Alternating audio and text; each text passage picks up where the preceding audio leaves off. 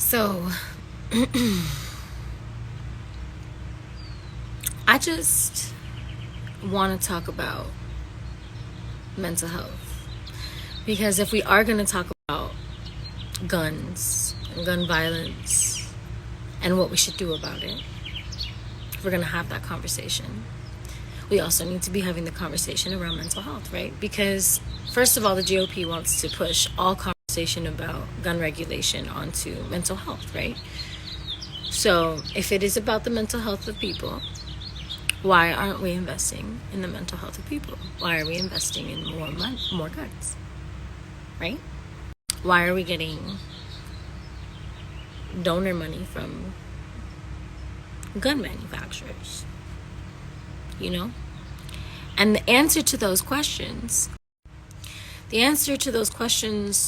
are found in conversation and in delving deeper than a political point, and delving into the soul of the issue, the root cause of the issue, the root of all that is, right? Which is that we are an extension of a settler colonial experiment. And we are currently living in the reality that is that. We are currently living in a diaspora of refugees and immigrants. I'm talking about America, of course, because this is a global issue in my opinion, but in no way is gun violence a global issue the way that it is in America, because most of the guns are brought there by America. You know, whether it's through our military or through our arms dealing. Right? So if people kill people, and it's not the gun's fault, it's not the AR-15's fault that it can shoot and kill so many people so quickly, right? It's not their fault. It's not the gun's fault. It's not the machine's fault. It's the person holding the machine, right? So if it's the person holding the machine, what are we doing as a collective to address the people behind the machine? Because usually the people behind the machine, I'm just talking statistics now, right? Just purely based off of what we're watching, right? It's mostly men. Yeah. And mostly folks who are aligned with white supremacist delusion and maintenance. Which, by the way, is the entire point of the empire, right? It's how capitalism and these systems that we see at play here, these sadistic systems that we all continue to play into. It is a cycle. These things come up always during election seasons. We are always reminded that voting is the way that we can solve these things. But even when we vote in record droves, people who we vote into office act like there's nothing that they can do. We have no competent leadership on conversations.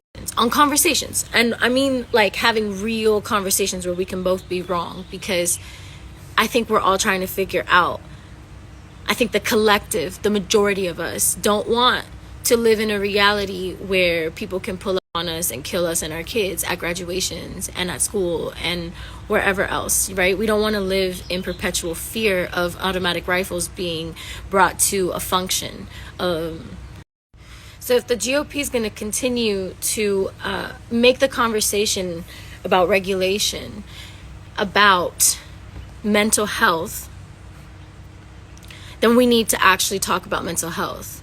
This is another thing about, like, pro-life, right? You cannot bring up pro-life and then not want to have a real-life conversation about real-life children being real-life murdered, because you're making real-life profit off of real-life death.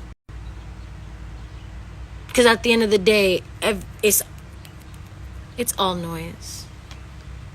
They're profiting off of this. The media profits off of it. The police, the state, the empire. They profit. And so as long as they profit, there's not going to be a change, because capitalism is about increasing profit. Increase in profit, exploitation of labor, exploitation of working class folks. And that's what we're seeing right now with inflation. Inflation is a concept, baby. Markets are made up by people who want to make more money. This is, we talk about shit like it is what it is. It's not what it is. It's the people who already make the most money wanting to make more money. That's all it is. It's hoarding. It's sadistic. It's criminalization of homelessness while the housing market is just absolutely astronomous. Like, preposterous. We are looking at things. I mean, I'm from Miami. I'm seeing what's happening in Miami. I'm like,